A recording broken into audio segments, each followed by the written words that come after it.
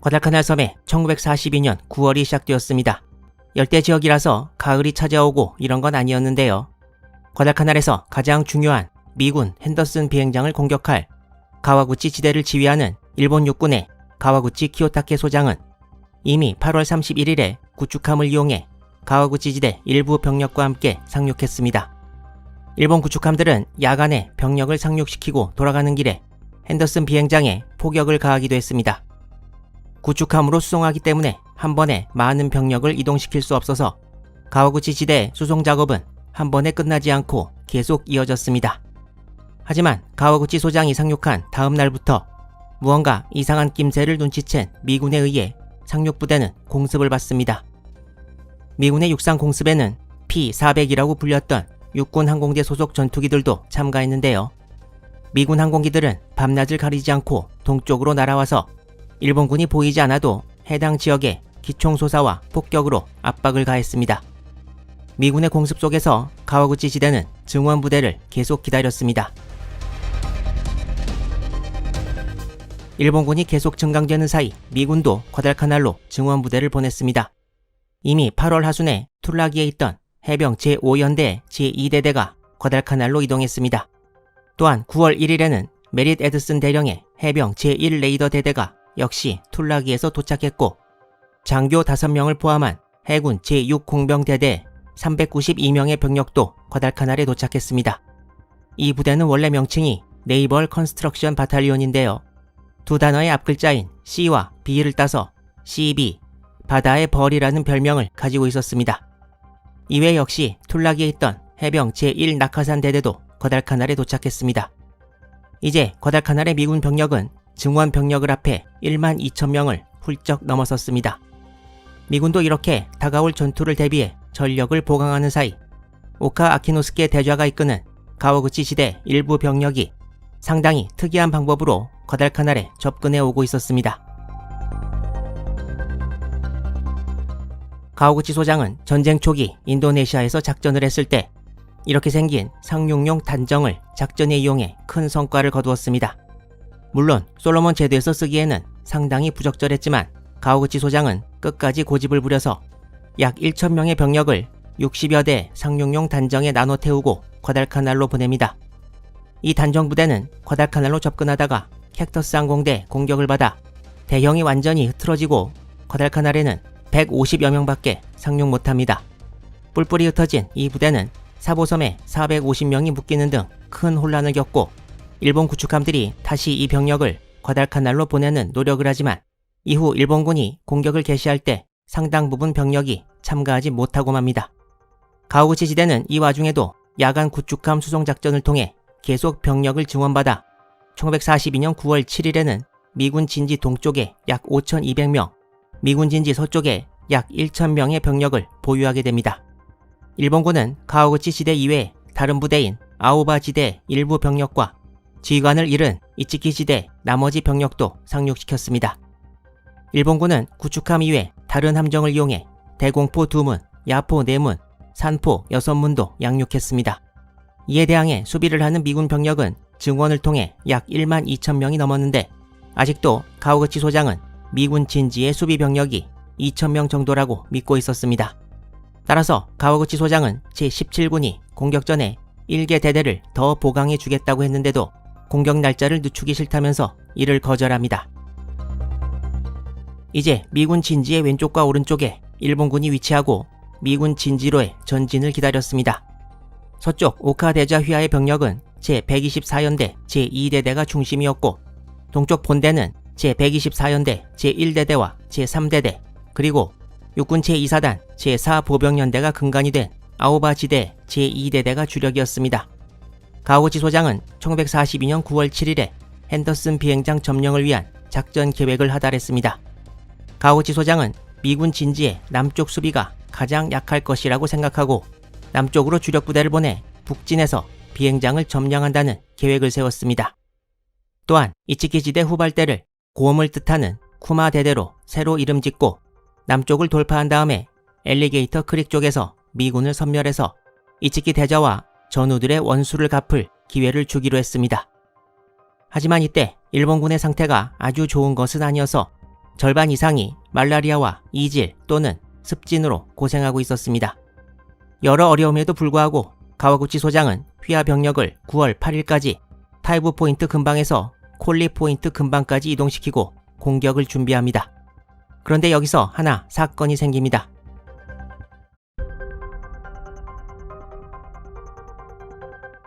미군 진지에 대한 가와구치 지대의 공격 날짜는 원래는 9월 12일로 예정되었으나 9월 6일에 가와구치 지대 진지에 내린 집중호우로 하루 연기되었습니다.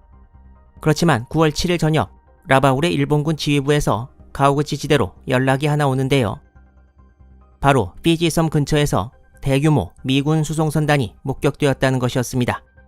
피지에서 과달카날까지는 일주일 거리. 만약 가와구치 지대가 공격을 하루 늦췄다가 혹시라도 미군 증원부대가 먼저 온다면 가와구치 지대가 엄청난 위험에 처한다는 것을 의미했기 때문에 라바울의 일본군 본부는 가와구치 지대에 공격을 서두를 것을 재촉합니다.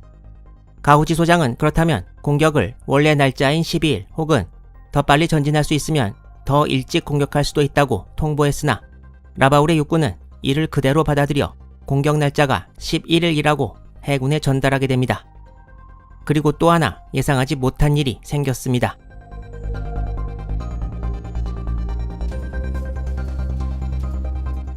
날이 바뀌어 9월 8일 해가 뜨기 전 가와구치 지대가 최종 목표지로 출발을 서두르는 사이 일본군은 바다에서 자기들이 출발했던 후방으로 가는 미군 선박들을 목격합니다. 이 구축함과 수송선들에는 이미 타이부 포인트 쪽에 일본군이 있음을 알아챈 미군이 일본군 후방을 공격하기 위해 보낸 2개 대대 병력이 탑승하고 있었습니다. 이 공격대는 에드슨 대령의 제1 레이더 대대와 제1 낙하산 대대였습니다. 9월 8일 오전 5시 30분 미군은 타이부 포인트 근처에 상륙해 공격을 시작했습니다. 이미 일본군 본대는 원래 상륙 지점인 타이부 포인트를 떠난 지 오래였고 이곳은 약 250에서 300명의 일본군만이 지키고 있었습니다. 상륙한 미군은 바로 이곳에 대규모의 병력이 주둔했던 흔적을 발견합니다. 가와구치 지대도 미군이 자기들 후방에 상륙한다는 것을 알아차립니다. 이 부대가 상륙할 당시에 미군 수송선 두 척이 룽가 포인트 쪽을 향해 가고 있었는데요. 최대 300명이던 일본 수비대는 갑자기 눈에 보이는 수송선 숫자가 많아지자 대규모 병력이 상륙하는 줄 알고 이길 수 없다고 판단해서 대부분 도주합니다. 일본군은 75mm 야포를 이용해 반격하기도 했지만 이 역시 쉽게 제압됩니다. 미군의 후방 상륙 소식을 들은 가와구치 소장은 1개 중대를 다시 후방으로 보내 지원하지만 역시 수쪽 우위의 미군에 막혀 큰 전과는 거두지 못하고 다시 철수합니다. 미군은 타신보코 마을에 들어와서 놀라운 것을 발견합니다. 이미 이전 정찰과 당일 발견한 대규모 상륙 흔적으로 무언가를 짐작한 미군은 타신보코에서 엄청난 양의 일본군 보급 물자를 발견합니다.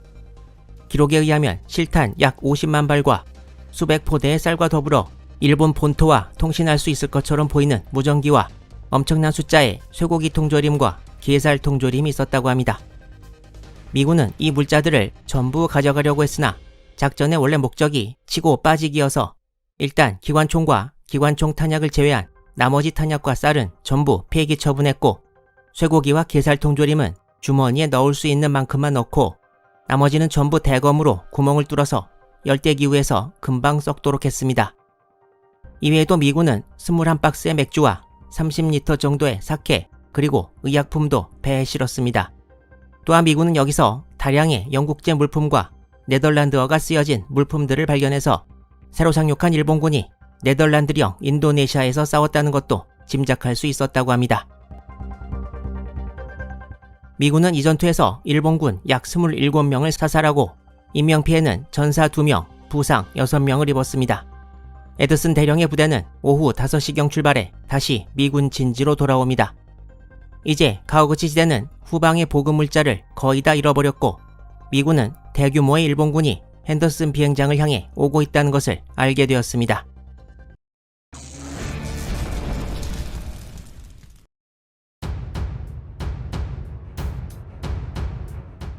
1942년 9월 8일 미군이 과달카날에서 일본군의 후방을 기습한 직후 이곳에 있던 일본군은 바로 라바울의 일본 육군 제17군 본부에 미군 상륙 소식을 알립니다. 이 작전이 소규모 부대에 의한 치고 빠지기였다는 걸 일본이 알았다면 큰 문제가 없었을 텐데 타이브 포인트의 일본군이 이를 대규모 부대라고 착각하고 보고하는 바람에 일본군 지휘부는 가와구치 지대를 다시 뒤로 돌려서 후방의 위협을 없애야 하는지 아니면 그대로 원래 목표였던 핸더슨 비행장으로 진격해야 하는지 고민에 빠집니다. 경론 끝에 결국 뒤로 돌아가지 않고 미군 진지로 그대로 진격하기로 하는데요. 일본 측 기록을 보면 지휘관인 가와구치 소장의 성격상 목표를 포기하고 다시 뒤로 돌아가라는 건 절대 안 들을 거라는 언급이 있습니다. 그리고 최대한 빨리 비행장을 미군이 못 쓰게 해야 한다는 것이 가장 큰 이유였는데요. 이때 일본은 남태평양에서 승리가 절실했습니다. 호주를 압박하기를 원했던 일본은 호주 세력권이던 뉴기니 남부를 장악하기를 원했는데요. 미르만의 미군과 호주군 기지에 일본 해군 특별육전대가 공격을 가했으나 완전히 패배하고 9월 7일에 연합군의 승리로 전투가 종결되었고 전략 요충지인 포트 모레스비 점령을 위해 코코다 트랙을 통해 공격한 일본군 난카이 지대는 험한 산길을 뚫고 포트 모레스비까지 거의 갔다가 지휘관인 호리 토미타로 소장이 지휘부에서 급히 방문한 장교에게 과달카날에 집중하기 위해 진격을 멈추라는 통보를 받는데 이날이 가와구치 지대가 공격을 시작하는 9월 12일이었습니다. 따라서 9월 초 남태평양의 일본은 돌파구를 무조건 찾아야 하는 실정이었습니다. 일본은 원래 과달카날 미군 규모를 과소평가하고 있었지만 시간이 지나면서 나름대로 정보를 모으면서 미 해병대의 실체를 알아가고 있었습니다.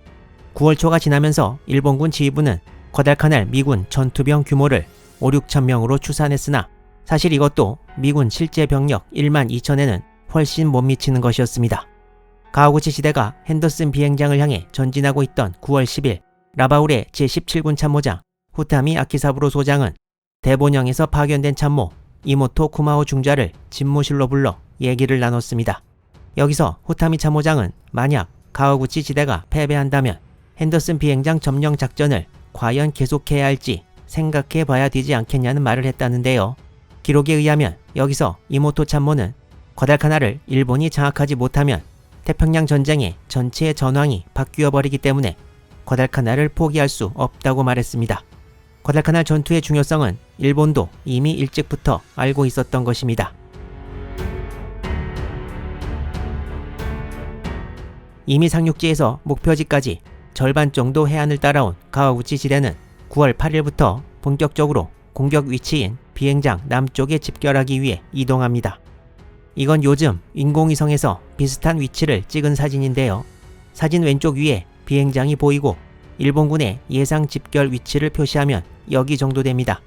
지도 오른쪽을 보시면 요즘은 어느 정도 개발이 되어 있긴 하지만 1942년에는 전부 정글이었고 일본군도 여길 통과해서 목적지에 와야 했습니다.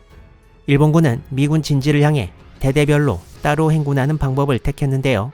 9월 8일 저녁 때부터 1차 집결인 9월 12일까지 4일 동안 일본군은 엄청난 고생을 합니다. 일본군이 이후에 남긴 기록을 보면 언제부터 언제까지 어느 정도 전진했다는 식으로 건조하게 기술하고 있지만 중간중간에 난 고오군, 힘든 행군, 그리고 가로오지 때 겨우 간신히 라는 말이 등장합니다. 일본군은 미군에 들키는 것을 피하기 위해 밤에만 행군했는데요. 전혀 길이 없는 정글지대를 칼로 쳐가면서 밤에 걷는다는 것이 쉬운 일이 아니었고 제대로 된 지도가 있을 리 없는 데다 나침반도 제대로 말을 안 들어서 기록에 의하면 제124연대 제1대대는 9월 8일 야간 행군에서 2시간 동안 1km밖에 전진할 수 없었다고 기술하고 있습니다. 가와구치 소장은 전후 회고에서 나침반만 따라 남쪽으로 갔다가 다시 서쪽으로 가면 비행장 남쪽에 도달할 것이라고 생각했으나 나침반이 편차가 심해서 남쪽 방향으로 가려고 하면 남서쪽으로 가게 되고 서쪽 방향 전진은 북서쪽이 돼서 행군하다가 갑자기 북쪽 바다가 나와서 황급히 다시 남쪽으로 가는 일도 있었다고 합니다. 또한 포병대는 최대한 정글을 피해 해안 쪽으로 왔지만 포가 구형인 관계로 분해가 불가해서 깊이가 가슴까지 오는 하천을 건너기도 하고 야포 바퀴가 진흙이나 모래에 빠져 포를 운반하는데 큰 고생을 했다고 기록하고 있습니다. 또한 탄약 운반용 리어카의 바퀴가 펑크나고 휠이 휘어져 버려 기동불능이 돼서 결국 포탄도 사람이 직접 운반할 수밖에 없었다고 일본군은 기록하고 있습니다.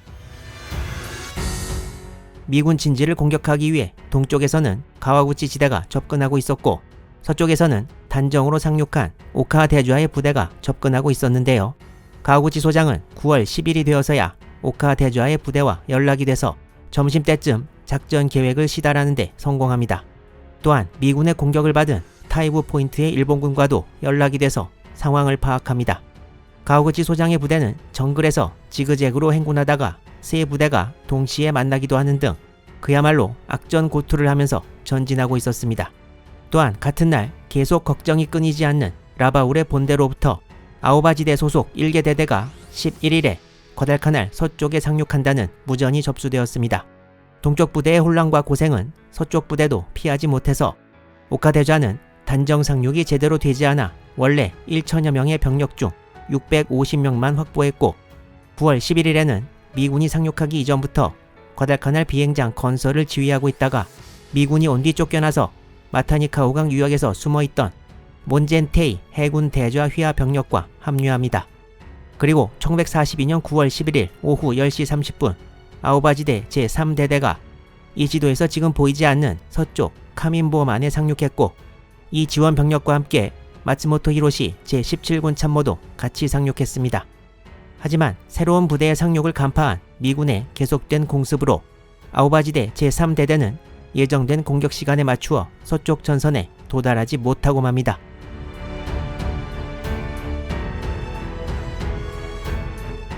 드디어 9월 12일 가오구치 지대가 고생 끝에 미군 진지 남쪽에 집결하는 데 성공했습니다.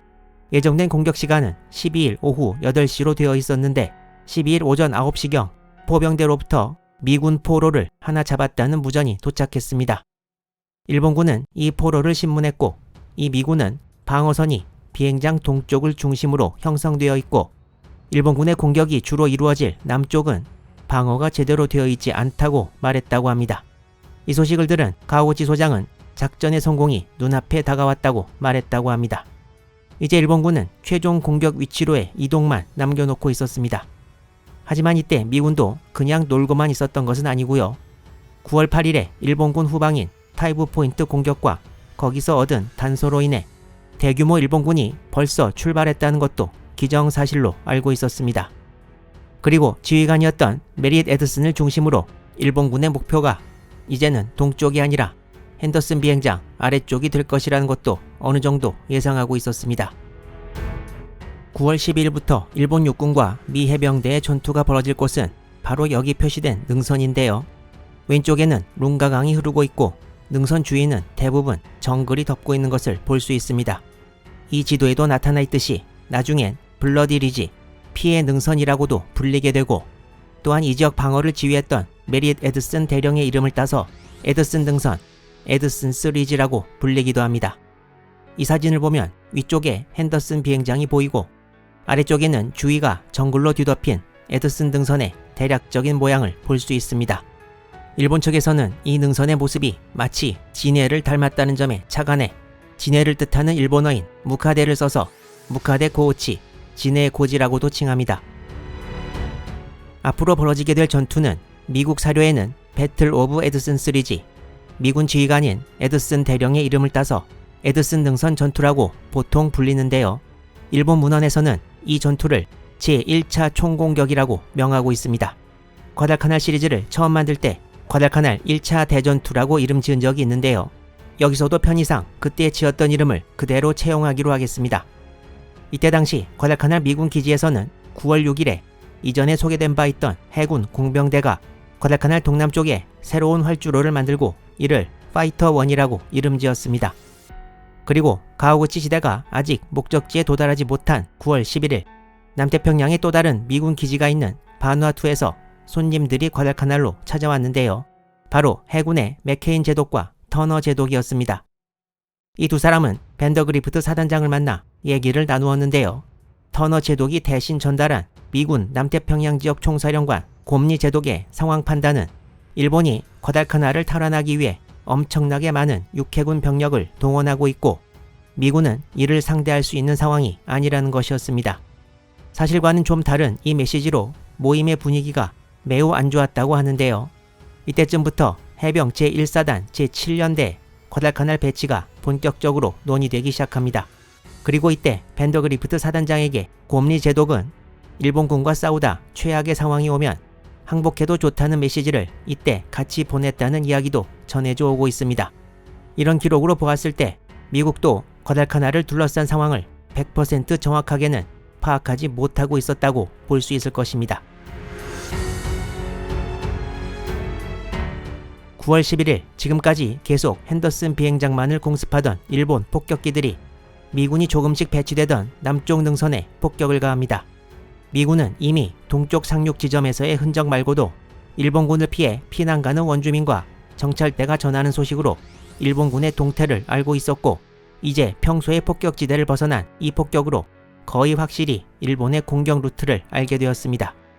미군은 9월 12일 하루 종일 해병 레이더 대대와 낙하산 대대를 이용해 방어선을 만드는데요.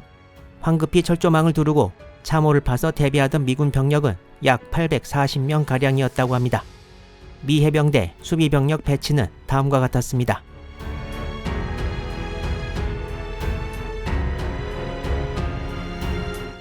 미군은 대략 2선을 중심으로 왼쪽은 레이더 대대, 그리고 오른쪽은 낙하산 대대가 맡았습니다. 동쪽에서는 낙하산 대대 ABC 3개 중대가 정해진 위치에 자리 잡았고 서쪽의 룽가강에서 능선 초입까지의 부분을 레이더 C, B 중대가 맡았습니다. 그리고 능선 서쪽을 따라 차례로 레이더 A, E, D 중대가 자리를 잡았습니다. 두 대대의 본부는 능선 동쪽 후방에 위치했습니다. 동쪽 가와구치 지대 상륙지 원정을 갔던 에드슨 대령의 레이더 대대와 낙하산 대대는 이제 자기들이 흔적을 목격했던 그 부대를 제1선에서 맞아 싸워야 될 상황에 처했습니다.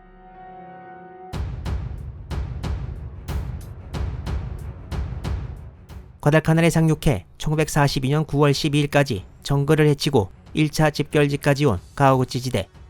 악전 고투 끝에 미군 진지 남쪽에 왔지만 시간이 워낙 많이 걸려 쉴 시간도 별로 없었습니다.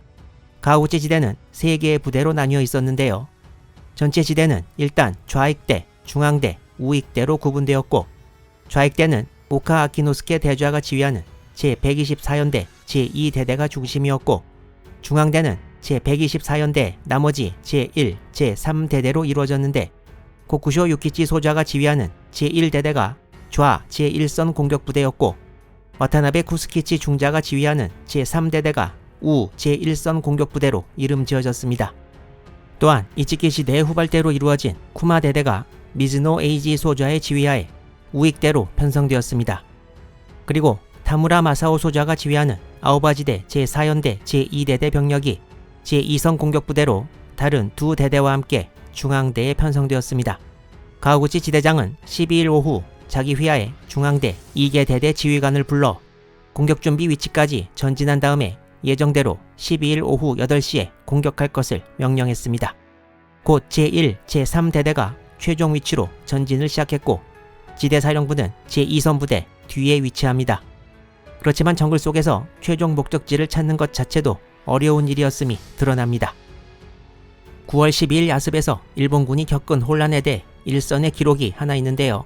제2선 공격부대를 맡은 제4연대 제2대대장이었던 타무라 마사오 소자는 본인의 기록에서 9월 12일 공격은 일단 준비가 불충분했고 공격 전 상황에서 가와구치 지대장이 부하들의 의견을 듣지 않았다고 기록하고 있습니다. 또한 타무라 소자의 기록 아래쪽에는 불가라는 언급이 있는데요. 일본 기록에는 작전 불가가 아니라 이런 지대장 혹은 지대사령부는 불가하다로 해석합니다. 아마도 타무라 소자가 같은 가와구치 지대 출신이 아니라 아오바 지대 소속이어서 조금 더 비판적으로 바라본 것이 아닌가 생각됩니다. 하지만 가와구치 지대장이 서두른 것도 이해가 전혀 안 가는 것은 아닌데요. 이전에 말씀드렸던 피지에서 오고 있다는 대규모 미군 수송선단 정보 등 이런 것들을 볼 때 가와구치 지대장도 공격을 빨리 하려고 했던 것이 아닌가 생각도 됩니다.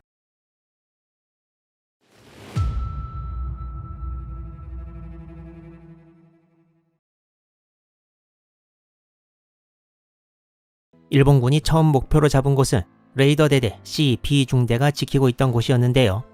룬가 강변을 끼고 고쿠쇼 소좌의 제1대대가 접근하기 시작했습니다. 여기도 다름없이 전부 정글 지역이라서 깜깜한 밤에 하나도 안 보이기는 마찬가지였습니다. 고쿠쇼 대대장은 부대가 공격 시작 위치에 도달하는 것이 늦어지고 따라서 공격 시작이 늦어지자 급한 마음에 중화기 부대를 뒤에 남겨놓고 계속 전진합니다. 제1대대는 룬가 강변을 따라가면서 길이 없으면 깊이 1에서 3m 강으로 들어가기도 하다가 갑자기 제3대대 병력이 자기들과 섞여 있는 것을 발견합니다. 고쿠쇼 대대장은 혼란을 피하기 위해 자기 부대인 제1대대를 강을 건너서 재집결시키지만 이렇게 시간을 보내는 와중에 새벽이 다가와서 결국 야습이 불가하다는 것을 깨닫습니다. 제1대대는 오전 5시 30분경까지 공격 준비 위치로 다시 돌아옵니다. 제1대대가 공격도 못하고 정글을 헤매고 있는 사이 멀리 북쪽 바다에서 일본군 구축함들이 능선 부근에 함포 사격을 가합니다. 그렇지만 이 포격은 남쪽에서 공격하는 일본군에 전혀 도움을 주지 못합니다. 한편 제3대대는 미군 레이더 대대 C중대와 B중대의 사이로 공격을 가하지만 역시 이 부대도 혼란 속에 빠져 있었고 고대은 미군의 반격으로 바로 퇴각하고 맙니다. 가와구치 지대장도 부대들을 따라 도보로 이동을 시작했으나 계급이 높다고 정글 행군이 쉬워지는 것은 아니어서 룬가강을 따라 거슬러 올라가다가 지대사령부도 큰 혼란에 빠지고 말았고 해가 지고 얼마 되지 않아 중앙대의 각 대대와 지대사령부 간의 연락이 전부 두절되었습니다. 지대사령부의 혼란은 가와구치 소장 자신의 기록에서도 단서를 찾을 수 있습니다. 일본군의 작전이 시작되고 나서 가와구치 지대장은 자신의 기록에서 자기도 지대사령부 선두에 서서 제3대대 후미를 따라서 정글 속을 걸어갔다고 했는데요. 깜깜한 밤에 잘 보이지도 않는 정글 속을 걸어가다가 제3대대를 놓쳐버렸다고 합니다. 정신을 차리고 보니 자기 옆에 있는 사람은 야마모토 고급 부관, 서기, 당번병 등 4~5명밖에 안 남아있었고 나머지는 어디 갔는지 보이지도 않았다고 기록하고 있습니다. 가와구치 소장은 이를 정글이라는 큰 장애물이라고 표현하고 본인이 이날 밤 겪었던 어려움을 이야기하고 있습니다. 일본 측 자료에도 이때의 혼란상을 묘사하면서 지대장조차도 밀림 속에서 우왕좌왕하다가 날이 밝았다고 기록하고 있습니다. 9월 12일 밤 일본군 중앙대 능선 공격은 방금 말씀드린 정도가 중요한 내용입니다. 일본군의 공격 시도는 그냥 바람에 촛불이 꺼지듯 종결되었습니다. 하지만 동쪽과 서쪽에서 접근하던 일본군 부대인 우익대와 좌익대는 어떤 상황이었을까요?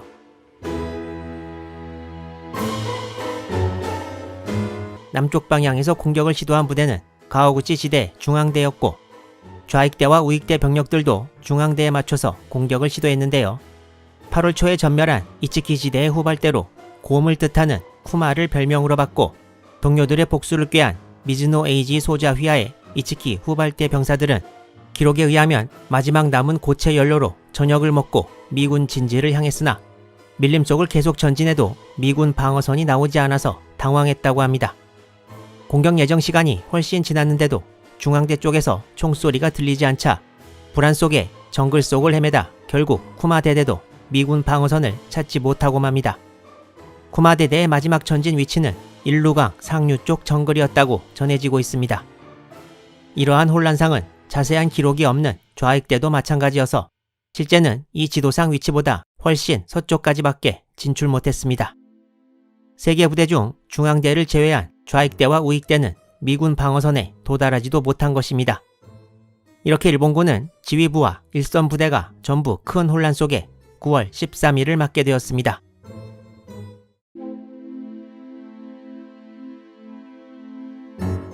가와구치 소장은 13일 새벽이 다가오자 할 수 없이 각 부대에 전문을 보내 흩어진 병력을 결집시키고 인접 부대와의 연락에 지장이 없도록 하라는 명령을 내렸습니다. 가와구치 지대는 이러한 사실을 제때 라바울의 일본군 본부에 전달할 수 없었는데요. 그 이유는 바로 일본군의 공격에 이은 미군의 박격포 등을 동원한 반격으로 일본군의 무전기가 일찌감치 박살나서 통신수단이 없어졌기 때문이었습니다. 라바울로의 직접 통신 이외에 미군 진지 서쪽에 일본군 진지를 통한 통신도 두절되어 라바울의 일본 육군 제17군 본부도 밤새 아무 연락 없는 가와구치 지대 소식이 궁금했습니다.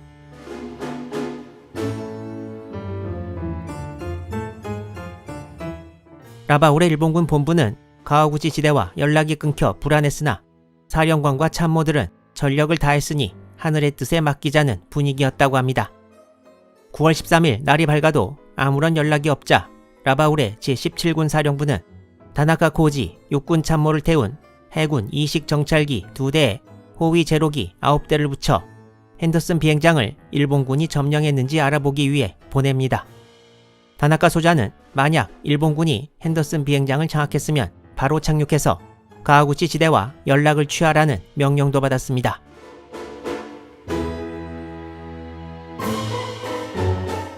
(9월 13일) 오전 다나카 참모를 태운 정찰기가 핸더슨 비행장 상공에 도착합니다. 이때 미군기들이 요격을 위해 이륙했고 이를 피해 정찰기 2대는 비행장 상황을 살펴봅니다.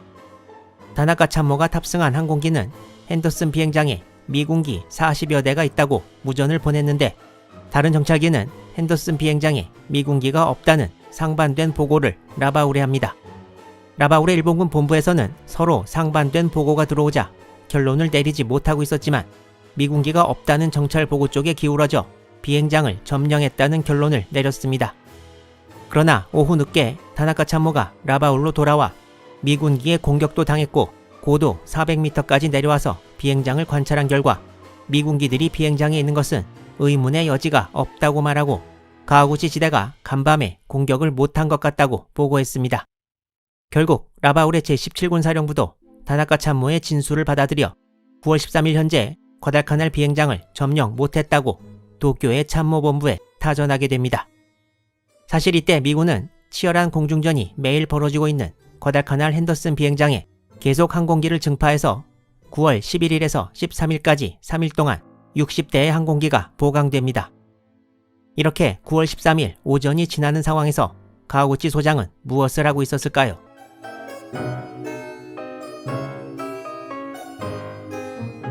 가와구치 소장은 9월 13일 오전까지만 해도 미군 방어선이 정확히 어딘지, 주변 지형이 어떤지, 그리고 휘하 부대의 위치도 정확히 파악을 못하는 상황이었습니다.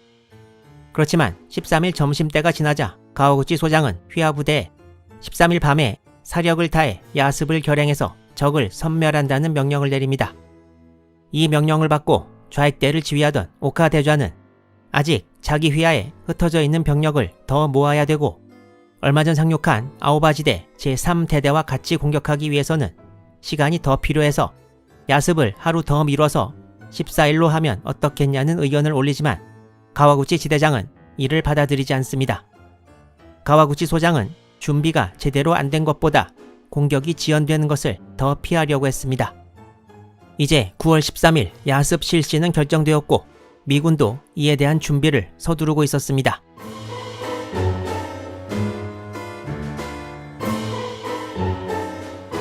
먼저 전선을 약 200야드, 182m가량 뒤로 물려서 전선의 길이를 줄였습니다. 전선 서쪽에는 제1공병대대 D중대를 추가로 배치했고 능선 동쪽에는 이전처럼 낙하산 대대 병력이 자리 잡았습니다. 하루 전 최전방에 있던 레이더 C중대와 D중대는 후방으로 물러났고 해병 제5연대 제2대대가 예비부대로 능선 후방에 진출했습니다.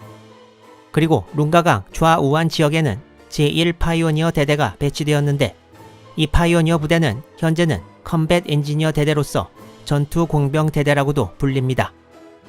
이 부대들 중 레이더 D중대와 낙하산 A, C중대는 전력이 매우 약했습니다. 이외에도 미군은 M3 105mm 곡사포 5문을 화력 지원이 가능한 곳에 배치했고 미군 방어의 중심은 능선 가운데쯤에 있는 123피트 37m 높이의 123 고지였습니다. 이 사진은 123 고지 위에 올라가서 찍은 사진이고 이 사진은 남쪽에서 123 고지를 바라보면서 찍은 사진인데요.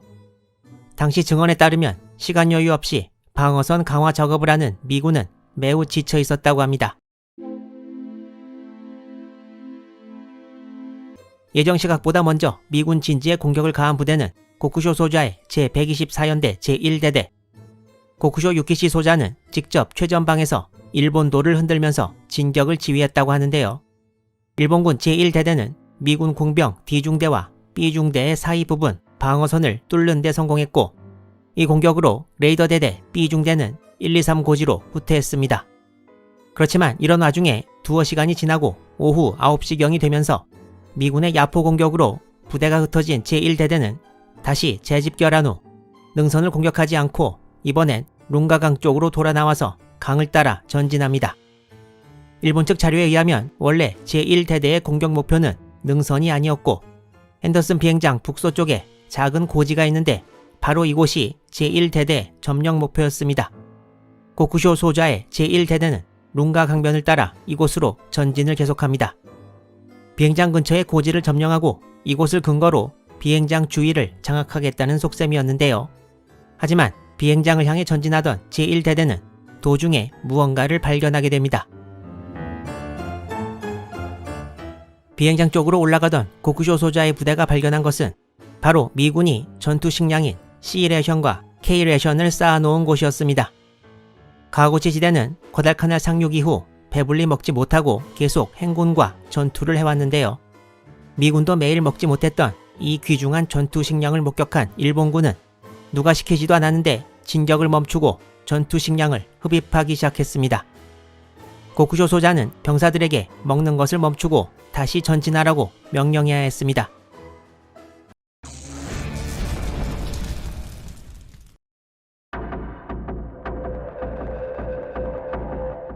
예정 시각보다 먼저 미군 진지에 공격을 가한 고쿠쇼 유키치 소자의 제124연대 제1대대가 능선 좌측 전선을 공격했으나 능선 위로 올라오지 않고 비행장 쪽으로 빠져나가는 사이 다무라 마사오 소자의 아오바지대 제4연대 제2대대도 능선 동쪽으로 공격을 개시합니다. 고쿠쇼 소자의 제1대대가 공격을 개시한 지 약 4시간 후였습니다. 일본군은 박격포를 미군 진지에 쏴가면서 교과서적인 반자의 돌격을 감행했는데요. 이때 전투에 참가한 미군의 증언에 의하면 일본군이 가스 어택이라고 외치면서 돌격을 해왔다는 기록이 있습니다. 일본군이 영어로 공격 명령을 내릴 리가 없어서 이게 과연 무슨 말인지 의문시 되었는데요. 이후에 나온 해석을 보면 일본군이 소리 지른 것은 가스 어택이 아니라 사실은 일본어로 돌격, 즉 도츠게키라고 외쳤는데 이걸 일본어를 알 리가 없는 미군이 마치 영어로 들린 것처럼 착각했다는 설명을 하고 있습니다. 몇몇 미 해병들이 걱정한 대로 미군 진지에 독가스가 뿌려지는 일은 없었습니다. 하지만 미 해군 관련 저명한 역사학자인 세뮤얼 엘리엇 모리슨에 의하면 도츠게키라고 외친 것을 미군이 잘못 알아들은 것이 아니라 일본군이 일부러 미군을 헷갈리게 하려고 가스 어택이라고 외친 것이라고 주장합니다. 모리슨은 일본군이 실제로 가짜 연막을 피우기도 했다고 기록하고 있습니다. 어떤 설명을 믿는지는 시청자 여러분의 몫입니다. 이제 일본군은 와타나베 구스키치 중좌의 제124연대 제3대대 일부 병력도 제2대대의 동쪽에서 미군 진지를 향해 공격을 가해왔습니다. 수적으로 열세인 미군은 능선 가운데 123 고지로 부대들을 퇴각시켜 집중 방어에 들어갑니다. 9월 13일 일본군의 맹공격이 시작된 후 능선 주위의 상황은 이렇게 되었습니다. 고쿠쇼 소자의 제1대대가 능선 왼쪽으로 전진하고 있는 사이 능선 남쪽에서 돌파를 시도하는 일본군의 공격으로 미군 부대는 능선 가운데 고지를 중심으로 모여있는 것이 보입니다. 정글을 며칠 동안 헤맨 이후 공격하는 일본군만큼 미군의 상황도 좋지 않았는데요. 당시 증언에 의하면 이때 미 해병대는 하도 피곤해서 말을 제대로 못하고 웅얼거리고 걸어다니다 갑자기 휘청거리기도 하고 눈도 흐리멍텅한 상태였다고 말하고 있습니다. 이날 123 고지의 미 해병대를 향해 가장 거센 맹공격을 가해온 부대는 제4연대 제2대대이고 원래 가와구치 지대 소속도 아니고 따로 보강된 아오바 지대 병사들이었습니다. 이날의 격렬한 전투에서 미군은 일본군 반자의 돌격의 패턴을 알게 되는데요. 미군은 일본군이 돌격을 감행하기 전 붉은색 조명탄을 먼저 발사했다고 기록합니다. 이는 적 방어선을 보이게 하는 역할 외에도 미군에게는 곧 닥칠 공격의 신호 역할도 했습니다. 이후 돌격 명령이 나오면 반자이를 외치면서 착검 돌격을 감행합니다. 여기서 성공하면 다행이지만 이날 일본군은 미군의 반격으로 돌격 시마다 큰 피해를 입습니다. 그럴 때마다 일본군은 남은 병력을 재편성해서 끝도 없이 다시 돌격을 가해왔습니다. 우세한 화력을 가진 적을 상대로 하는 전법으로는 상당히 의문점이 많은 방법일 것입니다. 이 그림은 러일 전쟁 때 러시아군 진지로 돌격하는 일본군을 그린 것입니다. 리순 공방전에서 무모한 보병 돌격으로 일본은 수만 명의 사상자를 냈는데요. 이후 중일 전쟁에서 숫자가 적지만 잘 훈련된 일본군이 다수의 중국군을 상대로 반자의 돌격을 감행해 큰 효과를 거두고 나서 이후 태평양 전쟁에서도 주로 초기에 이와 같은 공격을 자주 시도하게 됩니다. 하지만 중일 전쟁 때 반자의 돌격에 당한 중국군과 달리 과달카날의 미군은 야포의 도움도 받고 자동화기로 돌격해오는 일본군에 집중 사격을 가할 수 있었습니다. 당시 능선을 지키던 미군은 M1917 브라우닝 기관총 이외에도 장교들이 직접 손으로 일선의 병사들에게 나르기도 한 MK2 수류탄, 그리고 105mm 야포 등으로 일본군의 돌격을 계속 저지했습니다.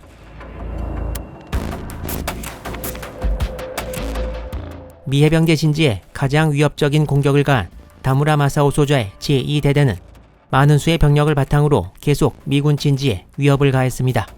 당시 미군의 증언에 의하면 이때 돌격해오는 일본군을 죽여도 끝도 없이 계속 나타났다고 말하기도 했습니다.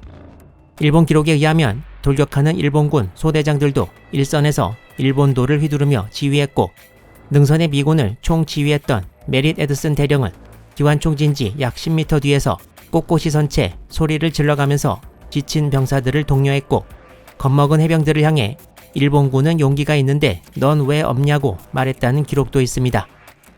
또한 레이더 대대 C 중대장이었던 당시 32세의 케네스 베일리 소령은 증언에 의하면 뒤로 물러나려고 하는 해병에게 권총을 들이대면서 후퇴 못하게 했다고 하고, 실제로 몇몇 해병을 묶어놓고 못 움직이게 했다는 이야기도 전해주옵니다. 베일리 소령은 일본군의 총탄이 철모에 맞아 머리에 상처를 입기도 했고, 에드슨 대령도 일본군 총탄 2여 개가 옷을 뚫고 나가기도 했다고 전해집니다. 이때 두 지휘관이 얌전한 말투로 명령을 내렸을 리는 없고요. 자료에는 비비드 랭귀지, 즉 강렬한 선명한 언어를 사용했다고 완곡히 표현하고 있습니다. 오전 3시경 일본군의 공격이 막바지에 치닫고 있었습니다. 123 고지를 지키는 해병들의 탄약이 거의 떨어져 베일리 소령이 기어가다시피 해서 탄약을 날라댔고, 미 해병 제5연대 제2대대 병력들이 점차 최전방으로 투입되기 시작했습니다. 이때 일본군 제2대대 일부 병력이 능선 주위를 돌아 비행장 근처까지 진출했지만 지원이 이루어지지 않아 곧 격퇴되었습니다. 그리고 이때 능선 북쪽에 해병 제1사단 지휘본부에 같이 있던 종군 기자의 기록에 따르면 일본군 저격수들과 기관총수들이 지휘본부에서 멀지 않은 곳까지 진출해서 본부 쪽으로 총격을 가하기도 했다고 합니다. 일본 측 기록으로도 이 근처에서 미군의 막사들을 발견했다고 기술하고 있습니다. 지휘본부의 미군들은 혹시 능선을 돌파한 일본군에 포위되는 것이 아니냐고 걱정했지만 밴더그리프트 소장은 끝까지 침착한 자세로 크게 걱정하지 않는 모습을 보였다고 합니다. 종군 기자 리처드 트레가스키스는 또한 9월 14일 오전 4시가 되자 능선 쪽에서 들려오는 총소리가 조금씩 잦아들기 시작했다고 말하고 있습니다. 이제 과달카날에 날이 밝아오고 있었습니다. 이륙이 가능하게 되자마자 핸더슨 비행장을 뜬 P-400 전투기는 능선 남쪽에서 치열한 전투의 흔적과 약 500여 명의 일본군 시체를 목격했다고 보고합니다. 하지만 이때 미군 전투기는 지상의 일본군으로부터 대공사격을 받고 다시 핸더슨 비행장으로 돌아와야 했습니다. 능선을 점령하기 위해 처절한 전투를 벌인 제2대대와 달리 미군 방어선의 왼쪽을 돌파해 바로 핸더슨 비행장으로 향한 고쿠쇼 소자의 제1대대.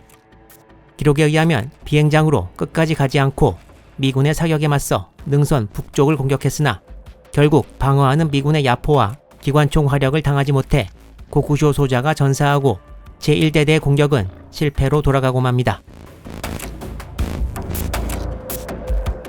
일본 중앙대 병력을 도와 좌측과 우측에서 동시에 협공을 가하기로 한 오카대주하의 좌익대와 미즈노소주하의 우익대는 13일 밤을 어떻게 보내고 있었을까요?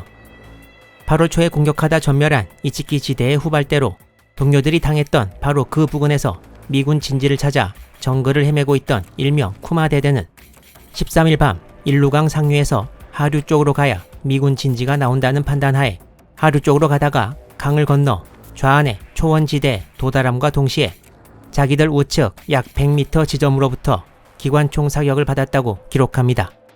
쿠마 대대는 적을 황급히 찾았으나 실패하고 계속 해안 쪽을 따라 북진하다가 윌리엄 맥켈비 중령이 지휘하는 해병 제1년대 제3대대 철조망 방어선에 맞닥뜨리고 일본 쿠마 대대와 미 해병들 간의 치열한 전투가 벌어집니다.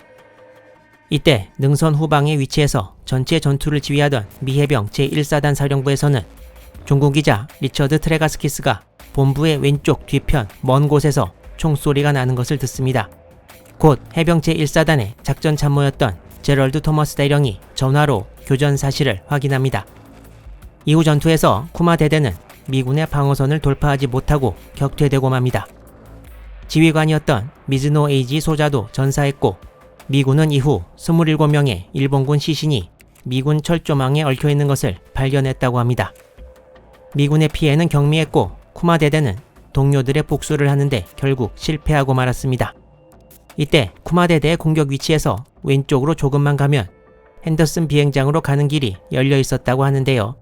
쿠마 대대는 이를 알아채지 못하고 철조망을 안고 싸우다가 격퇴당하고 말았습니다. 쿠마 대대의 소기의 성과라면 가지고 간 대전차포로 날이 바뀐 14일 오전에 이 지역을 수색하던 미군 전차 6대 중 4대를 파괴한 것이었습니다. 그렇지만 이후의 공격도 똑같이 미군 방어선을 돌파하진 못합니다. 미군 진지를 서쪽 방향에서 공격하기로 되어 있던 오카대주하의 일본 좌익대. 좌익대는 예정보다 훨씬 늦은 시간에 최종 공격 준비 위치로 출발했는데요.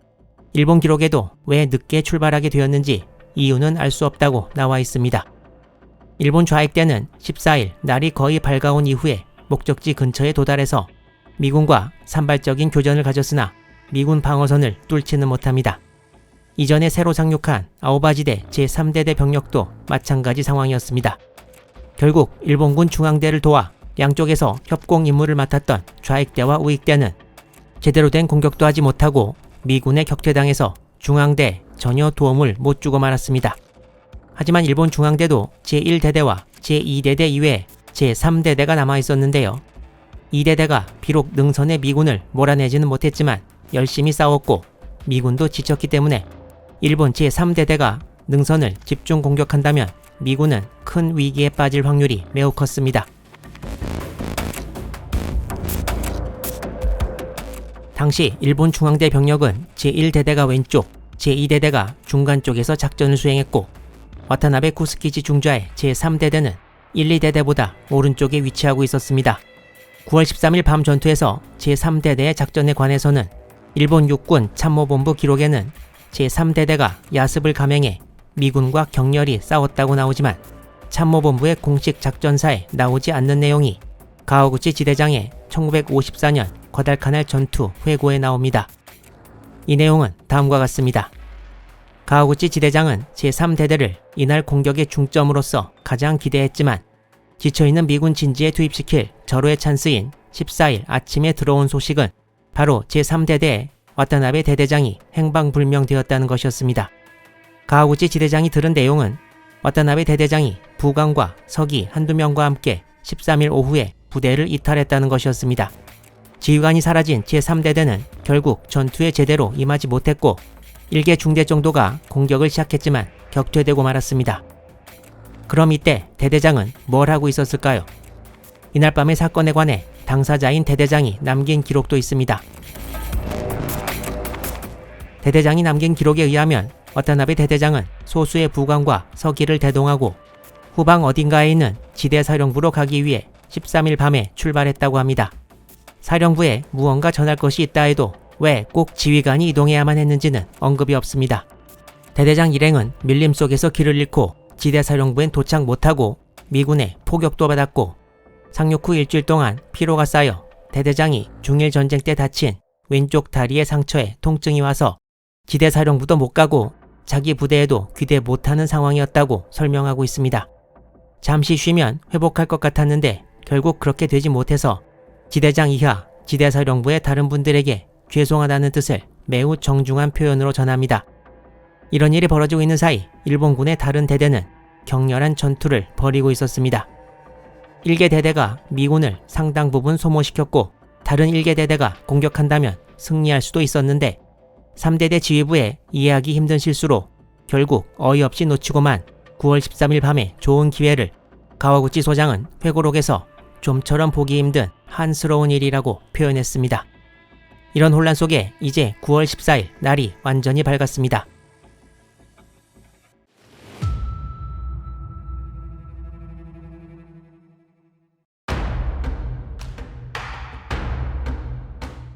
(9월 14일) 오전이 되고 일본군은 전선 여기저기서 산발적인 공격을 계속합니다.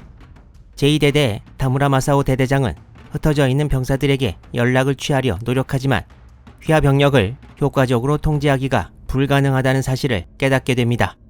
가와구치 소장은 가지고 온 식량이 전부 떨어졌다는 보고를 받았습니다. 일본군은 상륙 후 전진 시부터 충분한 식량을 휴대하지 않았으며 13일, 14일 이후에는 미군의 식량을 뺏어서 이용한다는 계획이었다고 합니다. 결국 9월 14일 오후 1시경 가와구치 지대장은 공격이 실패했음을 인지하고 남은 병사들을 집결시켜 전투 지역에서 벗어나 퇴각하게 됩니다.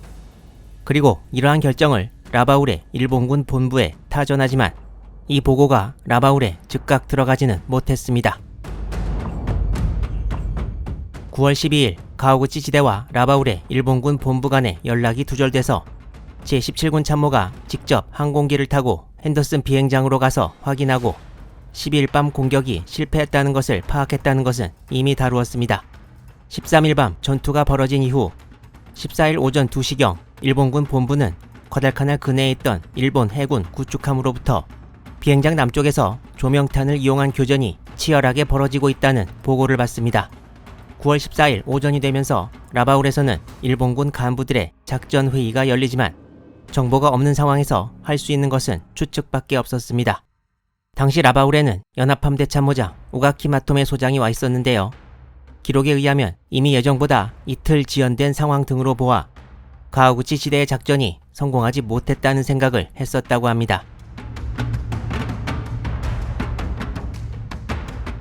또 하루가 지나고 9월 15일 아침 드디어 가와구치 소장이 14일 오후에 보낸 보고가 라바울에 도착했습니다. 가와구치 소장은 12일 밤 공격은 정글 속에서 진출이 어려워 실패했고 13일 밤 공격은 미군의 저항이 예상외로 커 대대장 이하 많은 피해를 입었고 안전한 후방으로 퇴각해 후위를 도모하기로 했다고 보고합니다. 또한 장병의 건투에도 불구하고 본인의 어리석음으로 실패한 것에 송구스럽다고도 했습니다.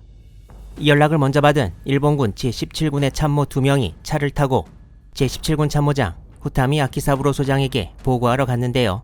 후타미 참모장은 차에서 내리는 2명 참모의 얼굴에 나타난 좋지 않은 표정을 보고 가와구치 지대의 공격이 실패했다는 것을 직감했다는 기록이 있습니다. 또한 이치키 지대의 전멸 소식에 이어 연이어 패전 소식을 접한 일본군 지휘부의 정신적 타격이 매우 컸다고 기록하고 있습니다. 핸더슨 비행장 아래 능선을 주무대로 벌어진 이틀 밤낮의 이 전투에서 일본군은 많은 인명피해를 입었는데 공식 기록에 의하면 전사자가 총 633명에 부상자는 505명, 행방불명도 75명에 이르렀습니다. 이에 반해 미군 사상자는 전사 59명에 204명 부상으로 기록되어 있습니다. 이렇게 미군이 큰 승리를 거둔 능선을 미군 지휘관인 메릿 에드슨의 이름을 따 에드슨 능선이라고 부르게 되었고 이 전투 이름도 배틀 오브 에드슨스 리지가 됩니다. 이 전투의 공로로 메릿 에드슨과 케네스 베일리 소령이 메달 오브 아너를 받게 됩니다. 9월 12일부터 시작되었던 일본 육군 가와구치 지대의 과달카날 미군 기지 공격 이전부터 과달카날 섬의 중요성을 인식했던 일본 대본영의 이모토 쿠마오 중좌는 6,000명의 병력을 동원한 가와구치 지대의 공격이 미군 방어선을 돌파하는 데 실패하자 바탄반도에서 미군을 공격할 때처럼 확실한 준비를 갖추고 작전에 들어갈 것을 제안합니다. 일본 도쿄의 육군 참모본부에 보낸 이 전문에서 이모토 중자는 가와구치 지대의 패인으로 일단 적정 파악이 제대로 못 이루어졌고, 가와구치 지대가 여러 군데 나누어 분산 상륙한 이후 제대로 통제가 이루어지지 못했고, 핸더슨 비행장의 항공기로 미군이 제공권을 장악해서 일본군은 6탄 공격을 주로 한 야습에만 의존할 수밖에 없었는데, 미군은 중일전쟁 때의 중국군이나 바탄반도에서와는 달리 방어 준비를 잘 갖추어 놓고 있어서 실패할 수밖에 없었다는 결론을 내리고 있습니다.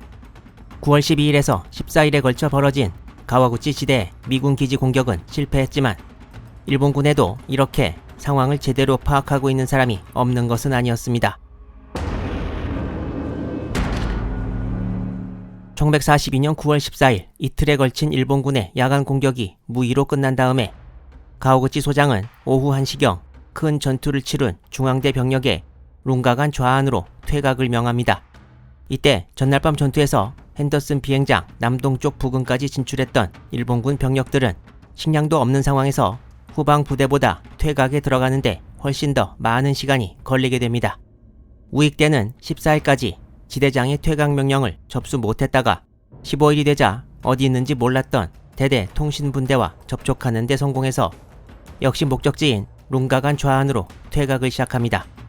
가와구치 소장은 룽가간 서안으로 퇴각한 이후 지난밤에 격렬한 전투를 치른 중앙대 제1대대와 제2대대 병력의 사상자 수가 전체의 거의 절반에 이름을 확인합니다.